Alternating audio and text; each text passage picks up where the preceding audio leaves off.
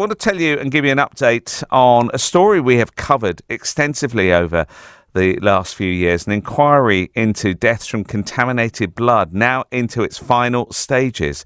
Barristers claimed that the government degraded families and victims, including pupils, at Treloar's College in Alton. The BBC's Steve Humphery has sent this report. This inquiry into the infected blood scandal began back in 2019 and is now in its final stages. At the heart of the tragedy was the decision back in the 1970s and 1980s to give haemophiliacs and other people with bleeding disorders blood products imported from the United States. It was later discovered those blood products were contaminated with both HIV and with hepatitis. Amongst those who were caught up in the tragedy were pupils at Treloar's College in Alton.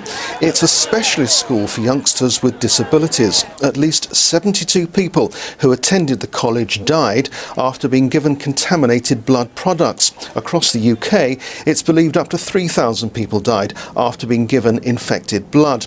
Now, barrister Steven Snowden, who represents over 1,000 victims, told the inquiry that the tragedy was entirely preventable. Thousands of men, women and children have died or have had the trajectory of their lives unavoidably altered for the worse. Families have been shattered. This was brutal, unacceptable, unforgivable and unnecessary travesty visited upon patients in the grossest breach of medical trust imaginable, with truly devastating consequences. Mr. Snowden went on to tell the inquiry that the tragedy was the result of failures by pharmaceutical companies, by doctors and by the government.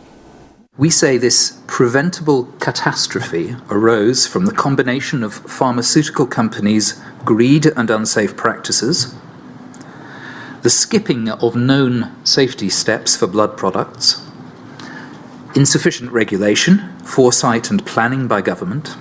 Now, last year, the government announced that 4,000 victims of the tragedy would receive interim compensation payments of £100,000 each.